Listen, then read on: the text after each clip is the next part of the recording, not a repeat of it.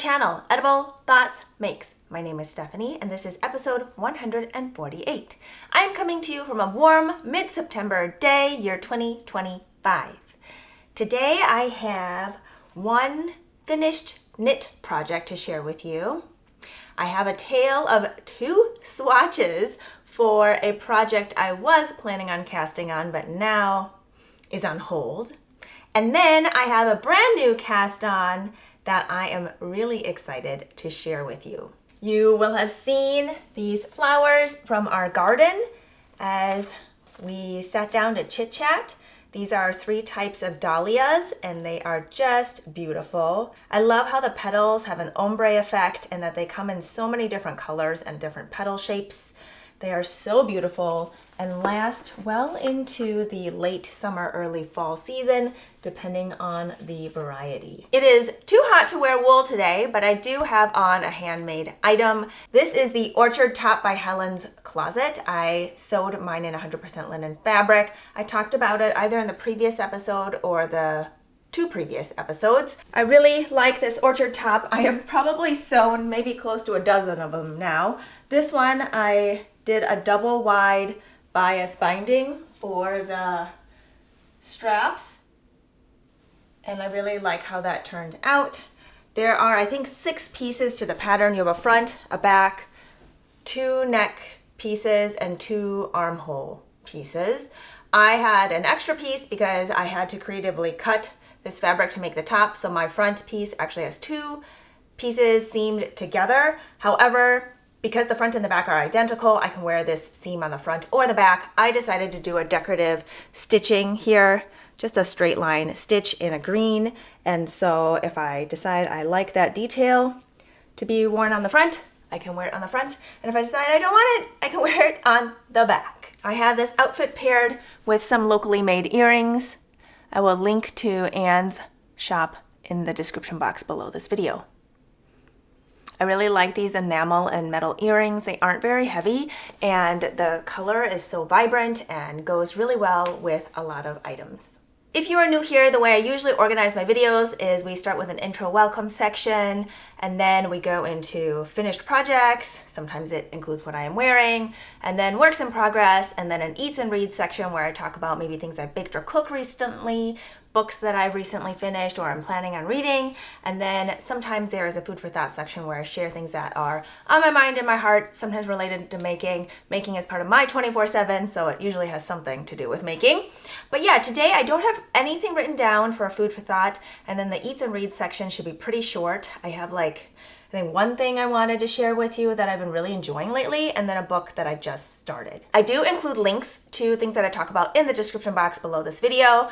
I include closed captionings on all of my videos, so you can click on that CC button. YouTube also allows you to adjust the speed, so if I speak faster or slower than your preferences, you can adjust that for yourself. I do include things on the screen occasionally, either to better explain what I am talking about or to correct myself. So if you are doing something else, I just wanted to make sure that you knew that sometimes there would be things on the screen. I think that's everything I wanted to share with you in the intro welcome section. Let's start with my finished project.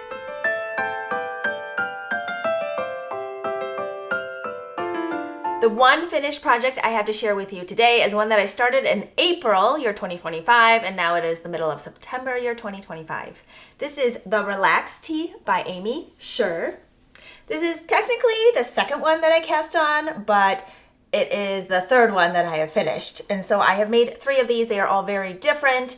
I may or may not do a little roundup of the 3 in a separate episode where I talk about the differences that I did to each one and my selection of yarn and the fit and things like that.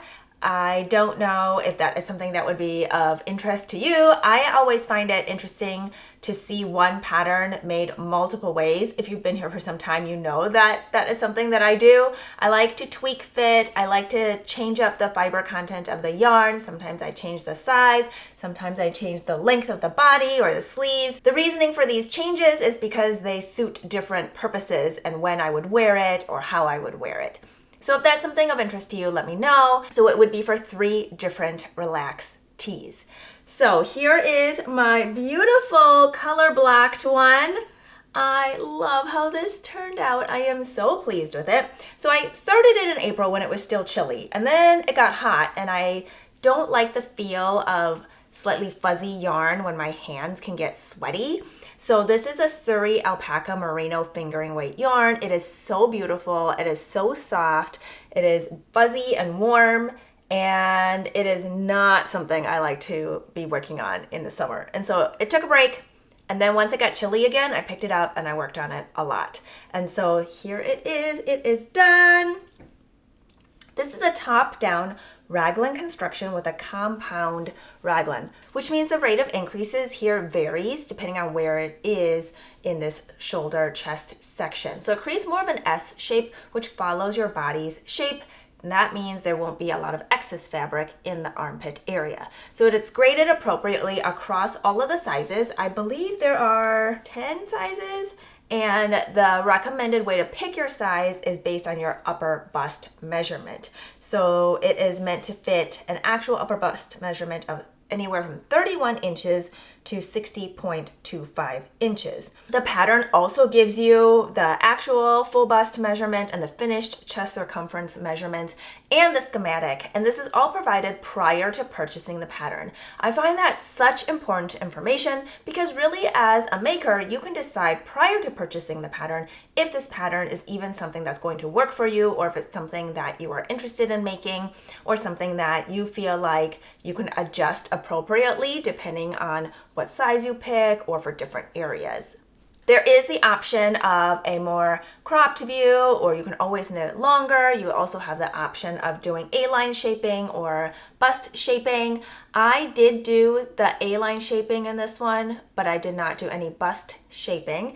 And I did go up a size on this one. For this one, I did choose to knit size B instead of size A. So my upper bust measurement for this pattern kind of falls between size A and B, and so I decided I wanted to knit size B for this one, and I think the fit is really comfortable. I don't remember if I mentioned it's knit top down. You start knitting it flat and then join in the round, and I really like how that fits for a crew neck. I just feel like the back still sits nice and high, and the front doesn't end up creeping up on me. And then the neckband is picked up later. I did do my neckband a little different on this version. I'm going to hold it up close and hopefully you can see. I found that the first time I picked it up, my neckband looked really sloppy and inconsistent. And then the yarn is super drapey, and it tended to want to gape a little bit. And I forgot to mention the gauge of this pattern is 24 stitches by 32 rows in 4 inches of stockinette. So then I did a crochet method where I crocheted a slip stitch chain, I believe, all the way around.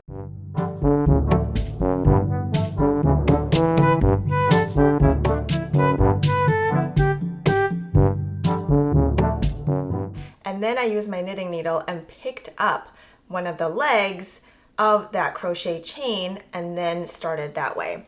This created this lovely line edging between my main fabric and my neckband, but it's non-directional, meaning if you look at a stitch, like a slip stitch or a knit stitch, there's like a V, right? And it kind of forms like an arrow, and this only gives you that line. So there's no counterclockwise or clockwise look to it, which I liked. I'm going to hold it a little bit closer. Hopefully you can see that there's just a very thin one-stranded line.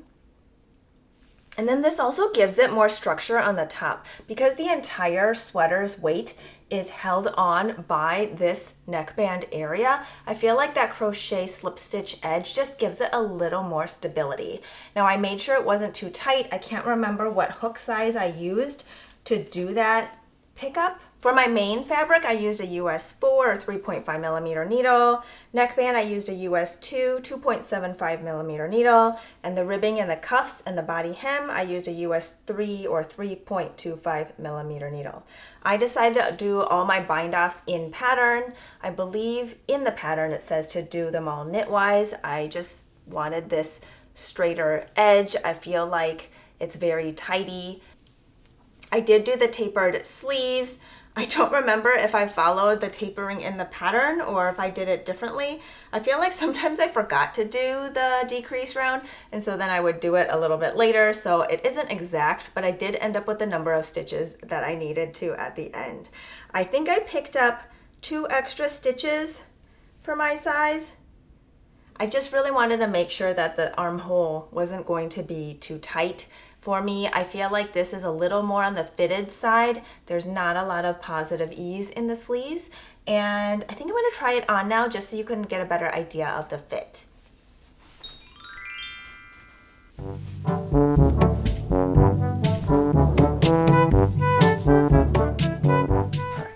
Stand behind this bench so hopefully you get a more full view. I still have my orchard top underneath, but I feel like this fabric is soft enough that I wouldn't have to wear another t-shirt or tank top underneath if I didn't want to, and it's definitely not see-through. I think I would probably still end up wearing a camisole or tank top or even t-shirt, like a fitted t-shirt underneath, just because that is comfortable to me, but I by no means have to do that.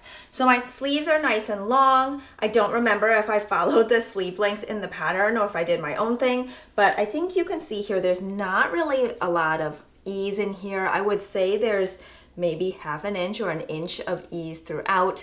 And I have not looked at the schematic again recently, so I couldn't tell you how that is per pattern, but hopefully I'll have it here on the screen. If you just want to pause, you can kind of take a look. Again, I knit size B. I did knit the sweater to full length, and I believe all my ribbing is what the pattern says to do. Sometimes when I have a project that goes on for several months, I just don't remember all the details. I do write it all down in my project notebook, but there's usually a lot of notes in there, and that's oftentimes if I would decide to make it again. That way I know what I'm talking about, but it might not be super clear to everybody else. The yarn I used is Pearl Soho Quartz. It comes in 420 yards for 100 grams. It is a 65-35 merino Surrey alpaca blend. It is a non-superwash yarn. It should hold up its shape pretty well, even though it is pretty drapey. I have knit, I think, a elbow length sleeve tee in this yarn. I've knit a shawl in this yarn. I've knit hat, I've knit mitts, and it does pill with a lot of friction, but I feel like in general it isn't overly pilly. I don't find it itchy.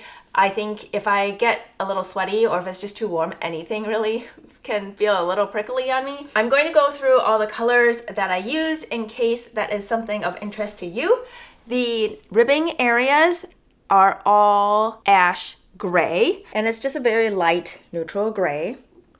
And let's try to go from maybe the top. This first band is Hydrangea Blossom, and it is a kind of more periwinkle blue color. I'm trying to see if I have it anywhere else to show you. Nope, it's just on the very top. Maybe if I turn around, that'll be easier to see. So that's the first color right below the neckband. The next color is a tealy heathered blue, and that is Aquamarine Blue. And then we have Wild Orchid, which is a cool toned pink leaning purple, or purple, yeah, pink leaning purple color. And then we have Pink Guava, which is a bright corally pink color. Green Veil is I would say a very Kelly green, saturated green. And then we have Golden Green, which is more of a chartreuse green. And then we have Blue Jeans, which is a lovely darker blue with heathering of purple. And then there is Wild Lupine, which is a nice saturated lavender. I would say it's a cool toned, maybe a little more bluey. And then we have Rose Hip, which is a nice rosy pink color.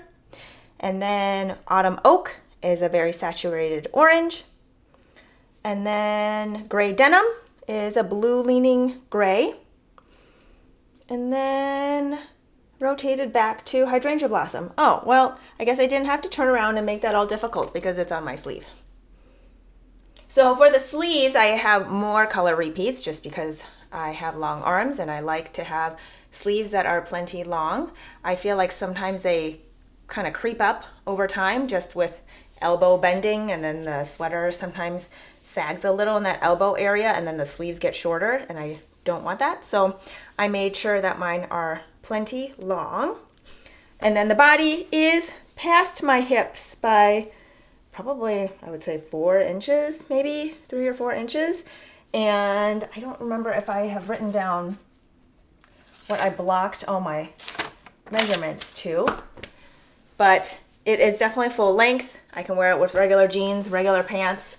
It's very comfortable. If I wear it with something high-waisted, I could tuck the front if I wanted to. But yeah, I am very pleased with how this turned out. The amount of yarn I used in total was 241 grams, which is about 1,012 yards.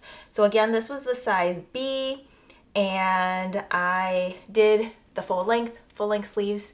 Oh, I forgot to mention, I did the patterning a little bit different. There's supposed to be this like textured section throughout, and I only did 1 purl ridge because I felt like with my color change, I just didn't like how it looked with the 2 purl ridges, and so I ripped back and just did the 1 purl ridge. And so when I was going to change color, I knit 1 round in the color that was coming up next first before I did the pearls. And then I just continued in stockinette, and I just did that with every single color band. Okay, I think that's everything I wanted to share about this garment. I'm going to take it off and continue on.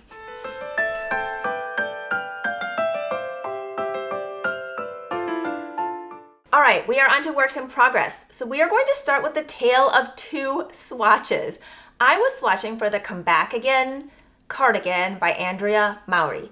And this pattern comes in $9 USD. It was published April 2025. It is written for sport weight. The gauge is 25 stitches by 36 rows and 4 inches measured over the stitch pattern, knit, flat, and blocked. And the pattern does have pockets, and so she recommends that you knit the pockets first and use those as your gauge swatch. Needle sizes recommended are US 5, 3.75 millimeter needle for the main fabric, and a US 3, 3.25 millimeter for the rest of it, the ribbing, the finishes. Of course, just keep in mind that your needle sizes may vary depending on your yarn and your tension. There are 10 sizes in the pattern, and yarn requirements are given in approximations for each size. And the finished chest circumference when buttoned are 34 inches up to 70 inches with a recommended ease of 4 to 8 inches. This is a bottom-up cardigan. The sleeves are also knit bottom-up, which I've not done before, and it's an all-over texture, but it's like a offset rib kind of texture, and so I thought, okay, this might be kind of fun to give a go. I've not done this before. I believe the applied button band might be double knit, which I also haven't done before, and since it's done after the fact, if I decide that is not something I want to do, I can always do a different type of button band. But yeah, I thought it might be fun to try something different. And I am hosting a make-along for Make All the Cardigans right now, and I thought maybe I would try this out. So, sport weight yarn is what this is written for, and I thought I would try out Purl Soho's Goodwill on this pattern. I've knit with Goodwill so many times, and I just love the yarn. It comes at a really good price point and in tons of colors. It's heathered. I love a good heathered yarn. I also find it very versatile. I can knit it at a denser gauge or at a looser gauge, and the fabric still comes out really nice. Here's my first swatch. Neither of these swatches are done in completion, which might be part of the problem, but I wasn't really swatching for gauge numbers necessarily. I was swatching for a sense of the fabric.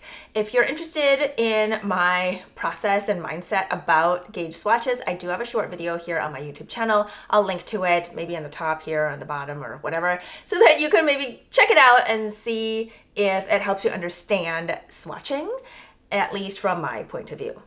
And so here is my first swatch. This colorway is Desert Blue. It's a beautiful heathered robin's egg blue. So this is the stitch pattern for the entire garment, and this is the start of the pocket. I have blocked this, and no, I did not knit the entire pocket because I was feeling kind of dubious about how the patterning was showing up. I feel like in a high contrast situation, the patterning that it's supposed to look like kind of shows up, but not the way I wanted it to. I feel like I wanted it to stand out a little more. Plus, I feel like the fabric was a little looser than I wanted it to be for a cardigan. I could go down a needle size and adjust my size for the entire garment and see how that goes, but I don't know. I just wasn't feeling it. It wasn't jumping out at me as like, this is it. And I like to go with my gut because if I don't, I usually regret it later.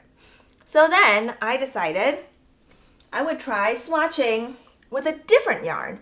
And this is also Pearl Soho. It is knitting yarn. This is 100% non-superwash merino. Oh, the other one is 100% Andean Highland wool. Both of them are non-superwash yarns. So this one's 100% merino yarn. This is more of a DK weight yarn. I think 219 yards for 100 grams. And here is my swatch. Also blocked, also unfinished. And I actually like this a lot better. I feel like the stitch definition of this rounder yarn just makes that patterning pop a little bit more. And I just like the fabric density a lot better. I'm gonna hold them up side by side and hopefully the difference between the two swatches can be a little more visible. If I can hold it up okay here. I feel like it's still showing up on the lighter one, but I just really like how it stands out a little more on the slightly heavier weight of yarn. And then given that I live in a colder climate where winter or sweater wearing season is kind of 9 months out of the year, I don't mind a heavier weight garment. If you live in a warmer weather climate, a lighter fabric might be desired, but I'm just really liking it more on this DK weight yarn, I think.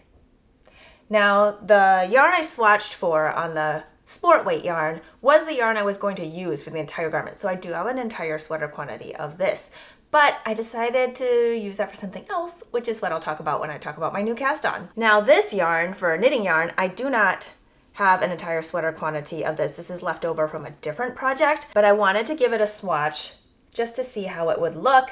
And I think this is the winner. I think this is what I want. And I'm going to show you what color I think I want to make it in. I have a swatch color card here from Pearl Soho. This colorway is Red Geranium.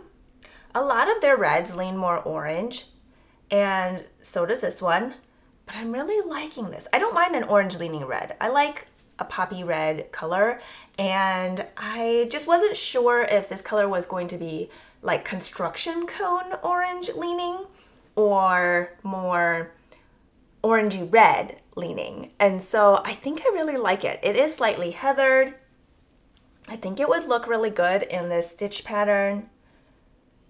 I believe the designer knit a sample in a red color. I don't know if it's this orange leaning red, but I think this will work. I think this might be a contender. Again, this colorway is Red Geranium. Try to imagine it in this stitch pattern.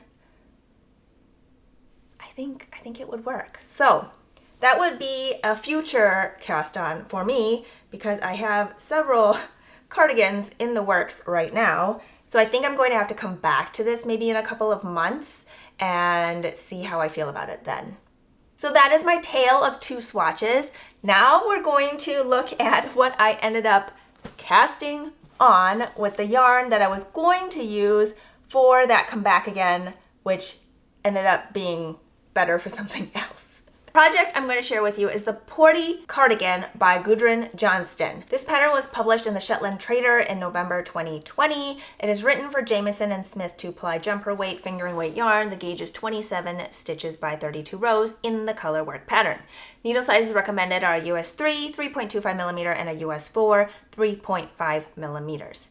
And the sizes available are 35.25 inches to 58.34 inches. This is the cardigan version of the Porty pullover that is also a pattern by Gudrun Johnston.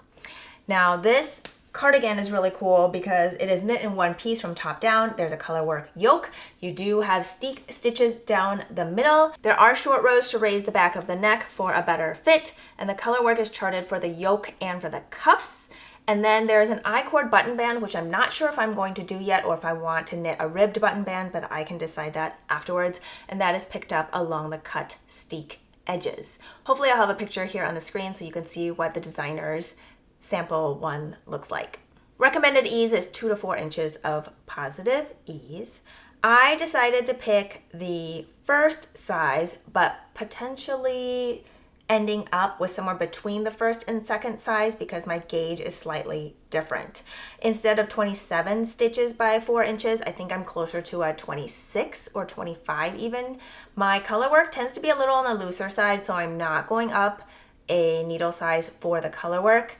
And then I am still using a US 3 though for the ribbing portions. And then I'll just use a US 4 3.5 millimeter for the main stockinette and the color work portion of the cardigan. So desert blue is my main color. It is a beautiful heathered robin's egg blue. I think this is a beautiful neutral that can go with a lot of different things. And then the pattern suggests 4 different contrast colors, but I'm using more than 4. And I did draw out the color work chart in my project notebook so that I could color in the sections as I went, because I find it really confusing to look at a designer's color work chart when I've used different colors, because my brain just has a really hard time swapping things out. And sometimes with 2 color versions, designers will provide like a dark light and a light dark opposite charts to help you visualize it a little bit better. But when there are like 5 different colors, it's really hard to do that. So I am just writing it all out in my project notebook so that I know what section I am on. I am going to share with you my progress. I love color work. I will start with that. I really enjoy knitting color work charts, and I also don't mind creating my own patterning, but it's nice when it's already there and I get to pick the colors. Are you ready? Dun, dun, dun, dun. Here is the beginning of my Porty cardigan. I love how it's knitting up. This yarn works beautifully in color work. My floats are nice and even. And here is the front where the steek stitches are. It's right in the middle. So that will be cut open later. And I have done a steeked project before. I did the academic vest by Skein, and that was really fun. That had steeking for the neck and for the armholes. Yes, and it was not scary. It was really enjoyable. It was really fun. That was also knit in this same yarn, and so I know it works really well for a steeked project. So here's where I'm at, and I love how the colors are playing together. I am not following the color assignments in the chart. I am doing what I want to do, and so I'm just keeping track of what color is going where. I will share with you what colors I'm using. This top one here, where it is zigzagging, is Teal Twilight. It's a heathered blue. And then this orangey red is Barn Door Heather. This lighter pink is Pink Salt. And then we have dark spruce is this dark green. And then along the middle, I think is Pink Salt again. And then I am on the color Olive Oil right now, which is a yellowy green. I'm going to hold up all the colors so you can see how they are playing together. And I may or may not add more colors than this, but this is kind of where I am at for now. We'll see.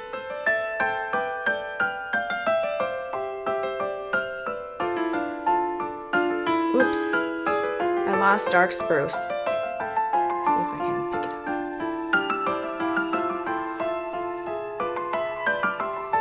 up. Okay, so these are all of my colors so far.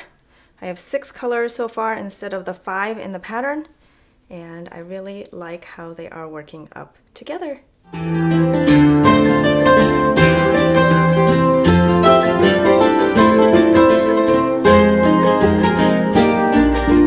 Okay, we are on to the eats and reads section. One thing I've been really enjoying lately are matcha lattes, and I have been making it with turmeric, cinnamon, local raw honey, and then the matcha tea powder, and milk, and ice if it's hot out, and it's so good. I think I use about a 1/4 teaspoon of each of the spices, a full teaspoon of the matcha powder, and then fill some ice. and that has been really tasty. I also have this foamer, and so I've been using it to make cold foam, and then I'll pour that milk on the top, and it is just a delightful treat in the morning.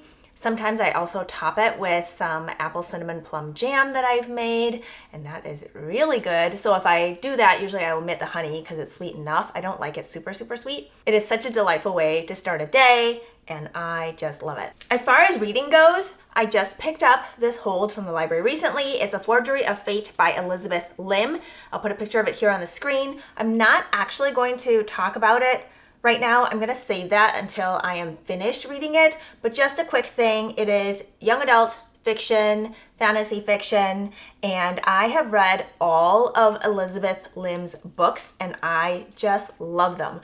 I really like how she ties everything together, and I'm going to show you here. These are the books that she has written so far. If you want that list, screenshot, pause, write it down, but I just love everything that she has written, and this is a continuation in the same world. Right now, I can't remember if these are all in the same world, but A Forgery of Fate is within that same world, and there is a map in the front.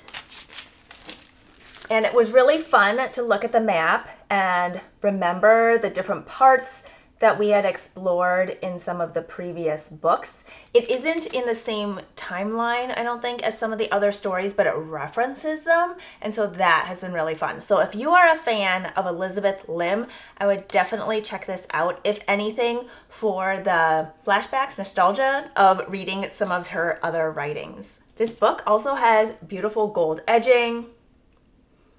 I don't usually buy books for collecting, so I just get them from the library, but I can still appreciate a beautiful hardcover. So that is A Forgery of Fate by Elizabeth Lim. I think that is everything I wanted to share with you today, and I'm not sure if I'll be here next week or the week after that. I feel like I've said that 3 times in a row now, but I just had this really exciting cast on that I wanted to share with you. I had that finished color blocked sweater that I really wanted to talk about, and there are 3 test knits that will be releasing in the next several weeks, maybe over the next several weeks. And so I wanted to make sure I had time to talk about those in the future episodes as well. So we'll just see when that happens. If you're new here, I don't usually have scheduled videos on certain days or certain times. I do them when it works well for my schedule and how it fits in with any test knits that I've been doing and any of their pattern releases. And so I try to time some of them with the pattern releases so that I can just talk about it that one time, but it doesn't always work out that way. So we'll just see what happens. With that, cheers to being creative. I hope you're doing well, taking care of yourselves, your loved ones, and your neighbors, and I will talk to you next time.